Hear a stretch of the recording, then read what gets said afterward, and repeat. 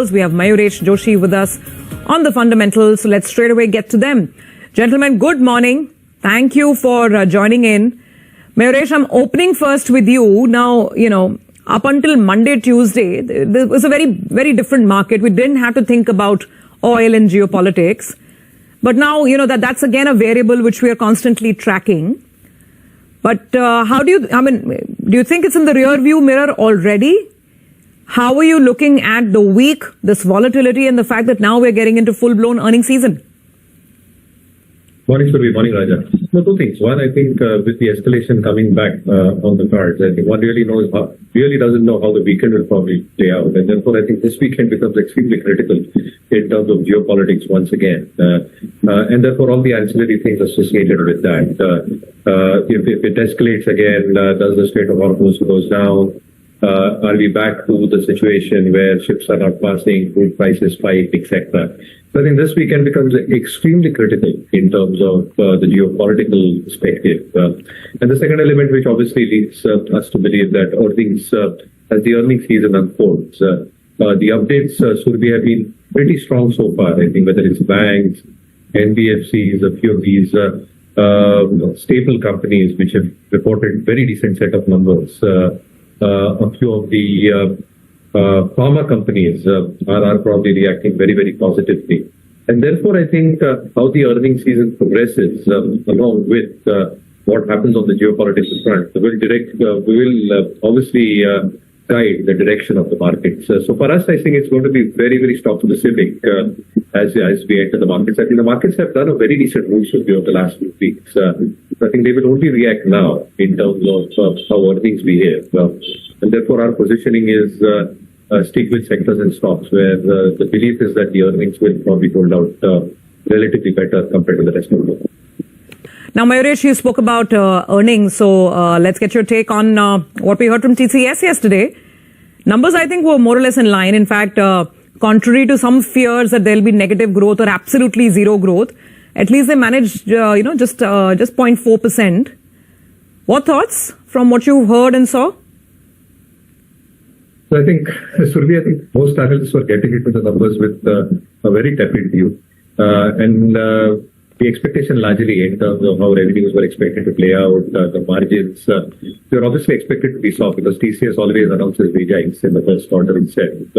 I think that was very much online. So I think the more positive impact came through in terms of the TCVs at $9.5 billion and a lot of AI deals that they have probably won. So I think the AI revenues we now stand at $2.6 billion. The hope is with the kind of AI deals that they have probably won in this quarter itself, and expectations that there might be a wrap up on these deals happening, and the hiring count, which is probably gone up, I think is making the street believe that TCS has started making the right moves as far as the entire AI infrastructure and built out is concerned as part of their revenue mix. But how does that actually play out in terms of an annualized number is something we watch out for. So I think better than what the street was probably expecting in terms of these wins and the AI deals in particular, which has probably ensured that the stock probably opens in the positive. However, I think the consistency thereof and the expectations in terms of how the margin profile probably improves going forward might actually be a base case scenario for the de-rating on TCS. So at least at this juncture, even post the numbers, I think we relatively remain neutral on the sector. We'll still wait out for the other companies to report. So in the large cap space, Mayuresh, TCS would be a buy for you? I mean, I know it's a contrarian call and, you have to have that leap of faith, but would you be looking at any purchases at all in large cap IT now? No, nothing at this juncture. Nothing as of now. Okay. All right. Got that. Before I talk about other stocks, and there are actually quite a few important stocks in news today, a word on Kalyan Jewelers, Mayuresh.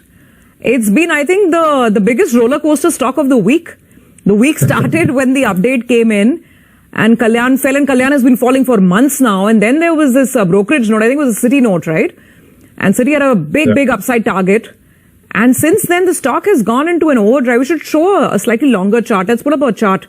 Maybe a 1 year or maybe a 1 month chart on Kalyan. What's going on here, Mayuresh? And which side of this trade are you on? So I think the updates were pretty strong. I think a little bit lesser than what the market leader Titan had probably produced. But you're absolutely right. I think a phenomenal move over the last couple of days.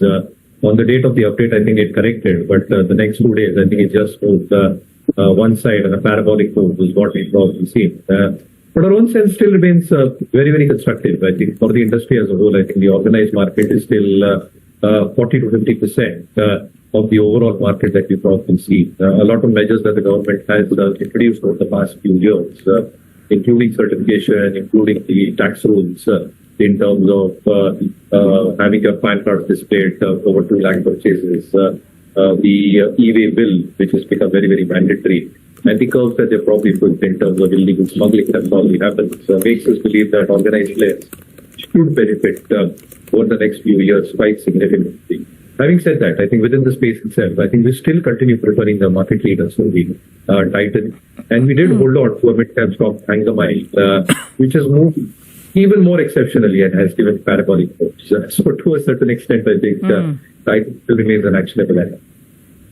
So just quickly doing a rapid fire on this, Mayuresh, before we have to let you go. First of all, what did you think of this deal happening in the defense space with Premier Explosives getting bought by Apollo Micro? I mean, have you looked at either of these companies? Any thoughts here? So Premier has a very decent balance sheet, Survi, and therefore the acquisition itself indicates that consolidation is happening within the industry itself. The thesis has been very simple. I think the structural drivers as tailwinds continue with strong order books, execution has been very reasonable, and the margins also remain very salient. Having said that, I think valuations for the few companies obviously are far higher than their median standard deviations, and therefore I think as a space structurally very, very positive. But I think stocks like BEL as an example might continue doing well. I think that is one stock that we own in our global portfolios. Oh, okay. On Dixon, Mayuresh, what's the view? Would you buy it now? I mean, this news is already known to the market. It's not new in that sense. This JV has been in the making for a long time.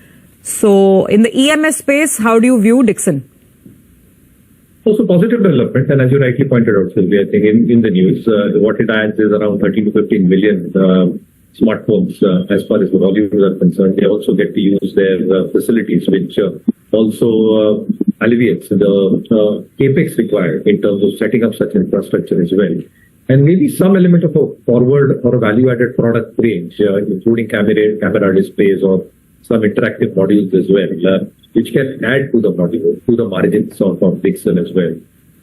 So I think, yes, positive development.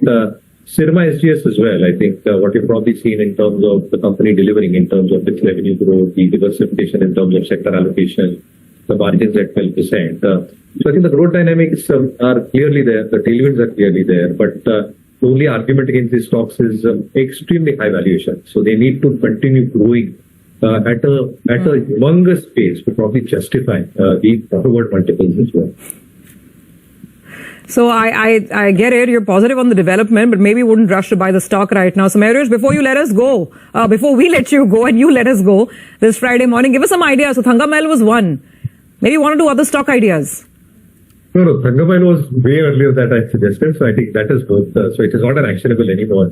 But Usha Martin is something that we like to be at this juncture. Our sense is that the company reported very strong Q4 numbers. The product mix is towards wire rope and wires, and the volumes thereof are significant. From a net debt company at 62 crores of debt in FY25, they've come to a 332 crores cash position, which has led to significant improvement in ROEs and ROCs. The end uses or applications, both in terms of construction, engineering, oil and gas, marine, are very much on track in terms of more orders expected with Europe contributing 26%, Middle East and America 9% each, where those share of orders might actually go ahead with higher margins as well. So I think a strong turnaround story, strong growth dynamics, and they've navigated the input cost volatility very, very well, with EBITDA per ton reported at 24,100, which probably with improved volumes and a stable EBITDA per ton might lead to greater operating leverage on the balance sheet. So Usha Martin is something that we've recently added on board. So it's good. Okay. All right. We'll remember that one. Mayuresh, thanks very much for joining us. Have a good day. Good Friday, and have a great weekend as well. Thank you. Thank you so much. Okay.